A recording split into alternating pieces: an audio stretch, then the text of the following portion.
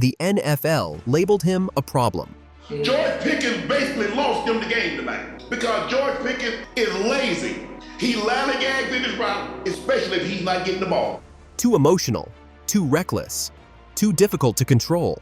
George Pickens entered the league with a reputation that arrived before he did. Before the catches, before the tape, before the touchdowns. People didn't talk about what he could become. They talked about what he might ruin. Coaches whispered about attitude. Analysts questioned reliability. Fans argued about whether he was worth the risk. The league hates uncertainty, and Pickens felt unpredictable. He played with visible emotion. Every snap showed it. Every reaction was immediate. When things went wrong, he showed it. When things went right, he showed it too. That honesty made people uncomfortable because the NFL prefers players who disappear into systems, players who say the right things, players who don't force conversations. George Pickens forced them anyway. From his first snaps, the talent was obvious. Long arms that swallowed the ball, hands that didn't flinch in traffic, body control that looked unnatural near the sideline. He didn't catch passes, he claimed them. But early on, none of that mattered as much as the narrative. A missed throw turned into a camera close-up. A no call became a headline. That wants to be a significant part of what it is that we do. That competitive spirit, the guy that wants the ball, I want that guy.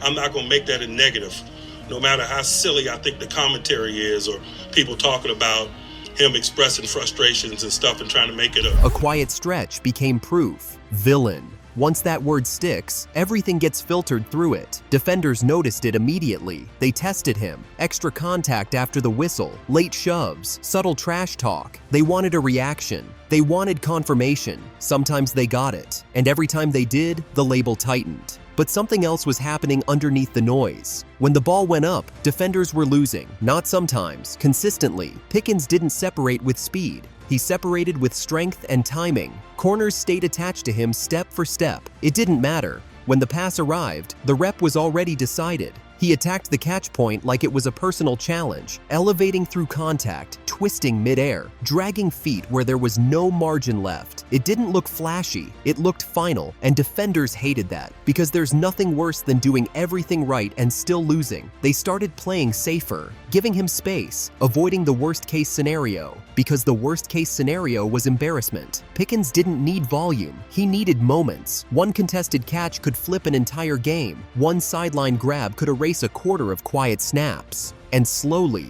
the league began to feel it. Not publicly, not yet, but in meetings, on tape, in the way defenders adjusted before the snap. The villain label stayed loud, but the respect was growing quietly. Pickens felt that shift. He stopped chasing reactions, stopped forcing moments, not because he became someone else, but because he learned when the game would come to him.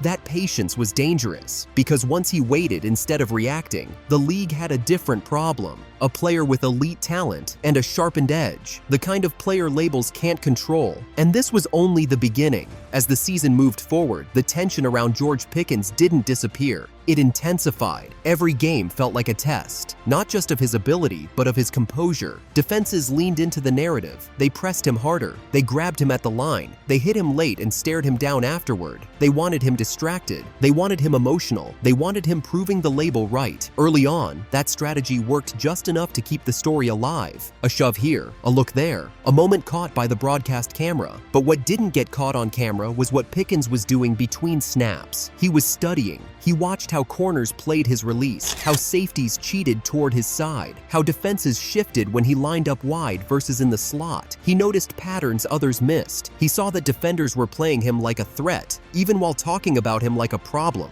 That disconnect mattered, because respect always shows up in behavior first, long before it shows up in words. Pickens began to exploit that respect. If a corner gave him cushion, he took it and turned it into an easy completion. If a defender pressed too hard, he used their aggression against them. He didn't rush routes anymore. He let them develop. He stopped trying to win every snap loudly. He started winning them cleanly. That change didn't come from a coach. It came from experience, from realizing that dominance didn't require reaction. It required precision, and once that clicked, his game slowed down.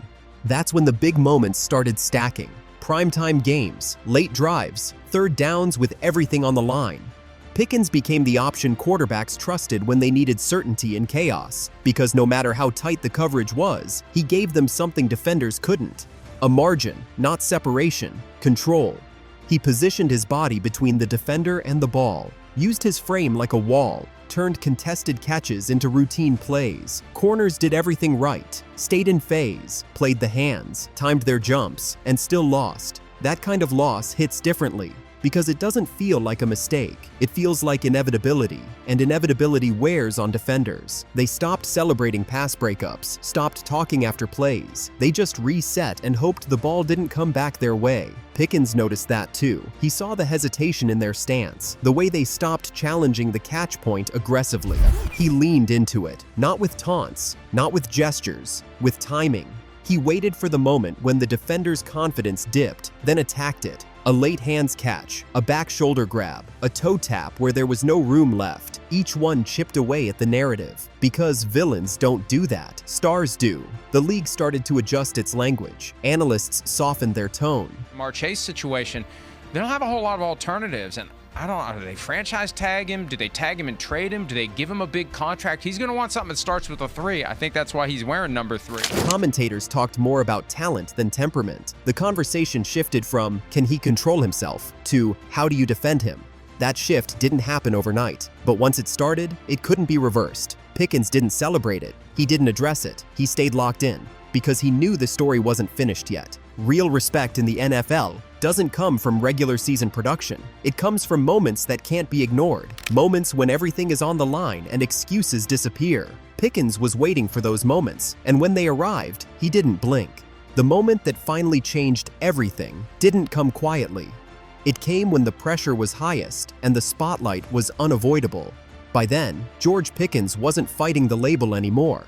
He was fighting expectations. Defenses no longer tried to provoke him, they tried to survive him. Corners stopped talking, safeties stayed deeper. Coordinators built entire plans around limiting his impact, not stopping him, limiting him. That alone said enough. Pickens had become the kind of player whose presence altered behavior, the kind who forced adjustments before the snap. And once that happens, the narrative is already losing. What separated Pickens at this stage wasn't just his talent, it was his restraint. He didn't chase revenge catches. This is an unbelievable job by George Pickens. He's got 7 catches for over 20 yards. That's top 3 in the entire league. Prescott in the gun on 3rd and 3. Walks up, changes the look and the play.